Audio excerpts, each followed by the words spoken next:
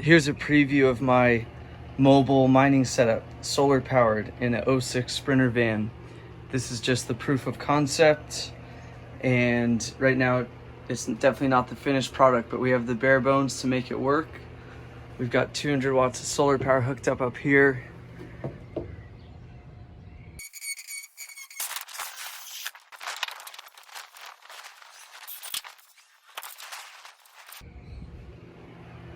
And the inverter charge controller here, so we'll turn it on and you can see the A4 Plus runs fine. Right now we're hooked up to Ethernet, but to make it mobile I will be adapting it to Wi-Fi.